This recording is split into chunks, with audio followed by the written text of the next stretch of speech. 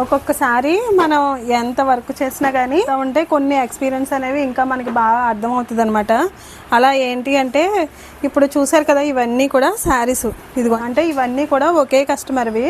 Almost ఇవి ఇచ్చైతే నాకు ఒక 2 months అయితే అవుతుందండి ఈ శారీస్ ఇచ్చి. ఫస్ట్ 10 శారీస్ ఇచ్చారు, ఆ తర్వాత ఒక 1 monthకి మళ్ళీ ఇంకొక 10 శారీస్ అయితే తీసుకొచ్చారండి.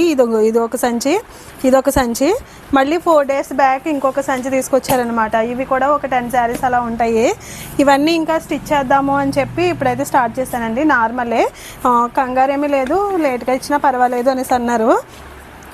అయితే అంటే ఇది మాత్రం తర్వాత స్టార్ట్ చేస్తాను. ఈ 2 అయితే ఇప్పుడు స్టార్ట్ చేసేసాను.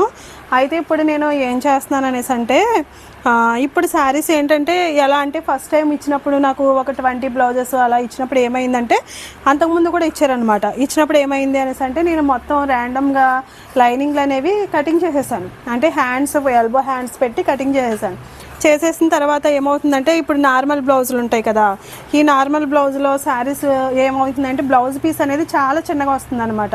సో ఒకవేళ మనం కవర్ చేయాలి అనుకున్నా కూడా ఎలా అంటే షేప్ పట్టికి అలా అయితే మనం ఏదైనా క్లాత్ వేయచ్చు. కానీ ఫ్రంట్ పార్ట్కి కూడా తక్కువకుండా ఉందనుకోండి మనకి చాలా ఇబ్బంది అనమాట, చాలా విసుకొచ్చేస్తుంది.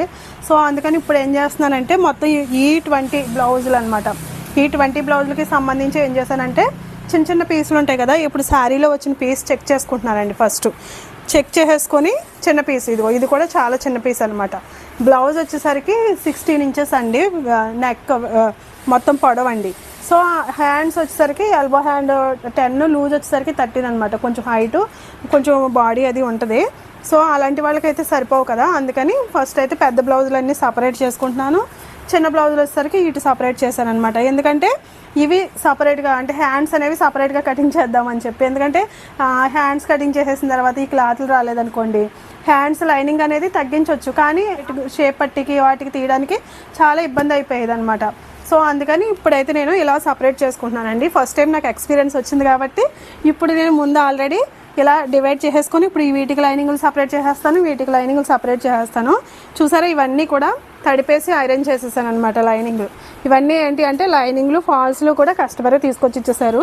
అంటే మన దగ్గర ఉంటాయి, కాకపోతే కొంతమంది ఇస్తారనమాట. ఇచ్చినప్పుడు వాళ్ళ దగ్గర కూడా తీసుకుంటాను. ఓకేనా, ఈ చిన్న ఐడియా ఎలా ఉంది అనేది మర్చిపోకుండా కామెంట్ చేయండి. వీడియో నచ్చితే లైక్ చేయండి. అలాగే నా ఇన్స్టా ఐడిని, యూట్యూబ్ ఛానల్ని కూడా ఫాలో అవ్వండి. చూసారు కదా, ఇదిగోండి ఇవి అయితే ఇలా సపరేట్ చేస్తాను. ఇవన్నీ ఏంటి అంటే ఎల్బో హ్యాండ్స్ అయితే కట్ అవుతాయి అనమాట, కొంచెం పెద్దగానే ఉన్నాయి. ఇవి వచ్చేసరికి ఏంటి అంటే అన్ని శారీస్లోని నార్మల్ శారీస్ కదా, చిన్న పీసెస్ వచ్చినాయి. సో ఇవన్నీ షార్ట్ హ్యాండ్స్ కట్ చేద్దామని చెప్పి ఈ లైనింగ్లు వీటికి సపరేట్ చేశాను.